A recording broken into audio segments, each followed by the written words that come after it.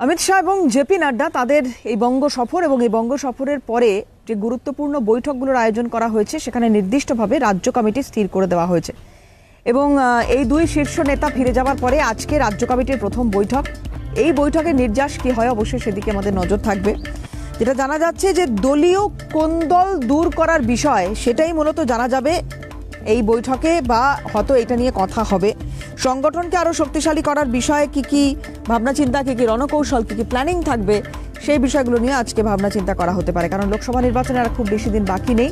তার আগে এই বৈঠক ভীষণভাবে গুরুত্বপূর্ণ এবং দফায় দফায় এই বৈঠকগুলো চলতে থাকবে।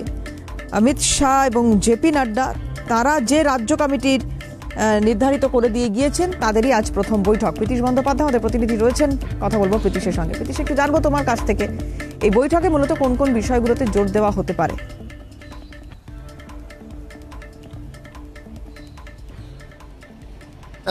সর্বভারতীয় স্তরে যে বৈঠক, অর্থাৎ সর্বভারতীয় স্তরের যে বৈঠক, সেই বৈঠক হয়ে যাওয়ার পর রাজ্য স্তরে তার 10 থেকে 15 দিনের মধ্যে রাজ্য কার্যকারিণী করতে হয় এবং রাজ্য কমিটির, অর্থাৎ রাজ্য কমিটির যে বৈঠক, সেই বৈঠক কিন্তু করতে হয় এবং সেই অনুযায়ী আজকের এই বৈঠক এবং আইসিসিআরে এই বৈঠক হবে এবং দুপুর 3:30 থেকে এই বৈঠক শুরু হবে এবং বিজেপি রাজ্য সভাপতি সুকান্ত মজুমদার থেকে শুরু করে রাজ্য স্তরের যারা নেতারা রয়েছেন তারা এই বৈঠকে অংশগ্রহণ করবেন।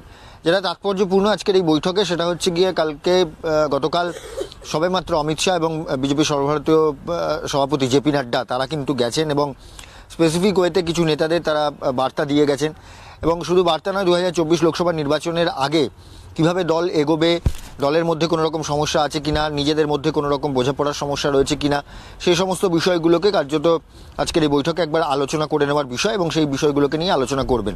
এবং অমিত শাহর তরফ থেকে যেটা বলা হয়েছে যে সোশ্যাল মিডিয়া এবং আইটি সেলের যারা যে সমস্ত যোদ্ধারা রয়েছেন, যে সমস্ত কর্মীরা রয়েছেন, তারা যাতে আরও অ্যাক্টিভ হন সেই বিষয়গুলোকে একদম জনমনে যাতে প্রভাব ফেলতে পারে। কেননা কেন্দ্রীয় সরকারের যে সমস্ত প্রকল্পগুলো রয়েছে সে সমস্ত প্রকল্পগুলো এখনও পর্যন্ত কিভাবে এই রাজ্যের সরকার আটকে রেখেছে, বা সেটা আয়ুষ্মান ভারত হোক বা বিভিন্ন যে সমস্ত প্রকল্পগুলো রয়েছে, সেই সমস্ত বিষয়গুলোকে সোশ্যাল মিডিয়ার মাধ্যমে যাতে সাধারণ মানুষের মননের মধ্যে ঢুকিয়ে দেওয়া যায়, সেই বিষয়গুলোকে সোশ্যাল মিডিয়া এবং আইটি সেলের যারা কর্মীরা রয়েছেন, যারা যে সমস্ত সদস্যরা রয়েছেন তাদেরকে বলা হয়েছে এগুলো করতে। এই সমস্ত বিষয়গুলোকেই কিন্তু জেলাভিত্তিক যে সমস্ত নেতারা রয়েছেন এবং রাজ্য স্তরের যারা নেতারা রয়েছেন তাদের মধ্যে বুঝিয়ে দেওয়া বা ঝালিয়ে নেওয়া, এই বিষয়গুলোকে নিয়ে কিন্তু মূলত আইসিসিআরের যে বৈঠক সেই বৈঠক আলোচনা হবে। সব থেকে তাৎপর্যপূর্ণ দেবারতী, সেটা সংক্ষেপে যেটা বলবো সেটা হচ্ছে বিজেপির তরফ থেকে এমন কিছু কর্মসূচি নেওয়া হচ্ছে যে কর্মসূচিগুলো অত্যন্ত গুরুত্বপূর্ণ। কারণ ইতিমধ্যেই রাজ্য সরকারের তরফ থেকে সঙ্গীত মেলার আয়োজন করা হয়েছে এবং সেখানে যেটা একাধিক সমাজের যারা বিদগ্ধ যে সমস্ত সঙ্গীত শিল্পীরা রয়েছেন, পুরনো দিনে যারা সঙ্গীত শিল্পীরা রয়েছেন, যে সমস্ত অন্যান্য সমাজের মানুষজন রয়েছেন, তাদেরকে এই সঙ্গীত মেলা বা এই অনুষ্ঠানে আমন্ত্রণ জানানো হয়নি। এবার তাদেরকে নিয়ে একটি সঙ্গীত মেলার আয়োজন করতে চলেছে রাজ্য বিজেপি নেতারা।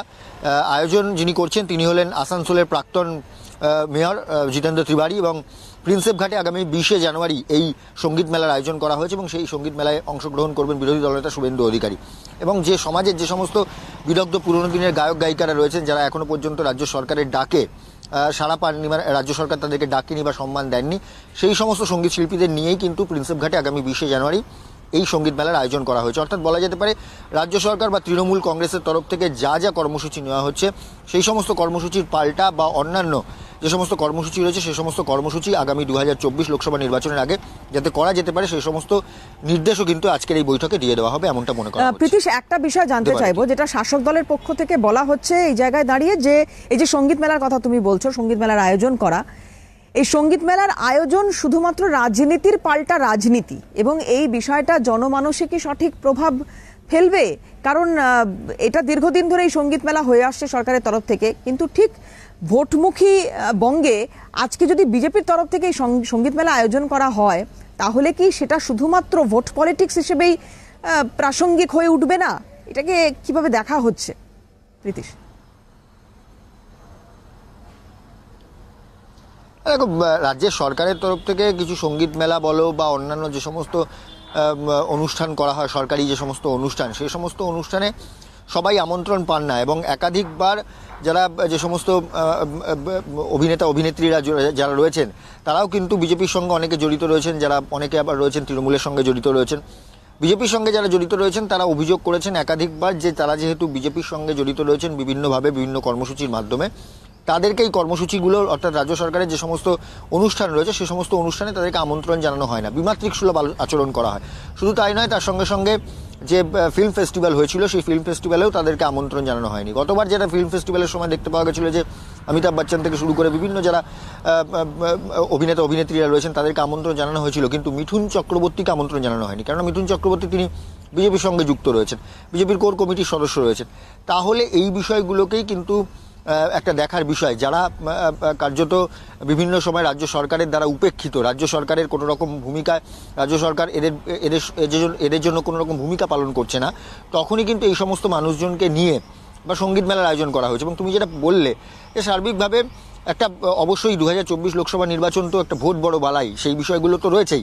তার সঙ্গে সঙ্গে অবশ্যই মানুষের মধ্যে যারা উপেক্ষিত, যে সমস্ত মানুষ রাজ্য সরকারের দ্বারা উপেক্ষিত, রাজ্য সরকারের কোনো রকম কোনো সাহায্য বা সহানুভূতি যখন পাচ্ছে না, তখন কিন্তু বিজেপির তরফ থেকে যে সমস্ত মানুষজন রয়েছেন তাদের পাশে দাঁড়ানোর একটা রণকৌশল স্থির করা হয়েছে। এবং আরেকটা বিষয় তোমার কাছ থেকে জানতে চাইবো, এই যে আইটি সেলকে ঢেলে সাজানোর কথা বলা হচ্ছে বা নতুন অনেক কিছু ভাবনা চিন্তা করা হচ্ছে, এই ভোট রাজনীতির ক্ষেত্রে আমরা দেখেছি এটা একটা ট্রেন্ডিং এই মুহূর্তে দাঁড়িয়ে। আমি শুধু একটা নির্দিষ্ট কোনো রাজনৈতিক দলের ক্ষেত্রে বলবো না, বা কোনো নির্দিষ্ট নির্বাচনের ক্ষেত্রে বলবো না, বা কোনো নির্দিষ্ট রাজ্যের ক্ষেত্রেও নয়, এটা গোটা দেশ জুড়েই বিভিন্ন ক্ষেত্রে আমরা দেখেছি, বিধানসভা নির্বাচন হোক বিভিন্ন রাজ্যে বা লোকসভা নির্বাচন হোক, এটা ট্রেন্ডিং। আইটি সেলকে শক্তিশালী করতে হবে, এটার কতটা গুরুত্ব বা বিজেপি এটাকে কতটা গুরুত্ব দিচ্ছে?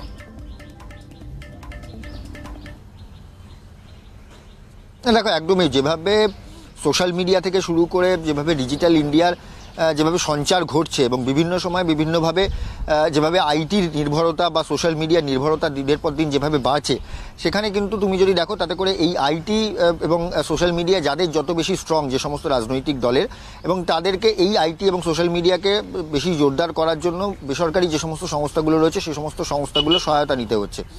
এই বিষয়গুলোকে, অর্থাৎ যে সমস্ত সংবাদ মাধ্যম যারা রয়েছি আমরা, তারা বিভিন্ন সময় বিভিন্নভাবে যে সমস্ত খবর দেখানো হয় বা বিভিন্ন ক্ষেত্রে বিভিন্ন খবর দেখানো হয়, সেই সমস্ত বিষয়গুলো অনেক সময় সরকার পক্ষের কিছু খবর বা সরকারের। একদমই। প্রীতিশ, আপাতত তোমাকে ধন্যবাদ জানাবো। আমি খুব সংক্ষেপে, দেবাংশু একটি প্রতিক্রিয়া রেখেছিলেন এই আইটি সেল নিয়ে যখন প্রসঙ্গ উঠেছিল। আপাতত অনেক ধন্যবাদ তোমাকে প্রীতিশ। আমি আজকে দেবাংশুর এই বক্তব্য দিয়ে শেষ করতে চাইব অনুষ্ঠান। কি বলেছিলেন এই ছাত্রনেতা তৃণমূল কংগ্রেসের আইটি সেলের প্রধান, শুনুন। কংগ্রেসের সোশ্যাল মিডিয়া আইটি সেল কিন্তু অনেক বেশি সংঘবদ্ধ, এবং এটাই প্রমাণ করে তৃণমূল কংগ্রেসের সোশ্যাল মিডিয়া এবং আইটি সেল একটা নতুন উইং রূপে আত্মপ্রকাশ করার পরই কেন অমিত শাহকে তার বাংলার মাটিতে এসে সোশ্যাল মিডিয়ার কর্মীদের সাথে বৈঠকে বসতে হলো। অমিত শাহ তো এর আগে একবারের জন্য বাংলার মাটিতে তার সোশ্যাল মিডিয়া কর্মীদের সাথে বৈঠকে বসতে আসেননি, কারণ তিনি বুঝতে পারছেন এখন কিন্তু উল্টো দিক থেকেও যে বাধাটা আসতে, সেই বাধাটা এখনকার দিনে, আজকের দিনে তাদের জন্য পরিস্থিতি আর এতটা সহজ বা মসৃণ হবে না যে তারা দাঙ্গা বা সাম্প্রদায়িক উস্কানিমূলক প্রচার করে পার পেয়ে যাবেন। বিজেপির আইটি সেলকে চ্যালেঞ্জ জানাতে চাই, আপনারা আসুন, খেলা হবে মাঠে। আমরা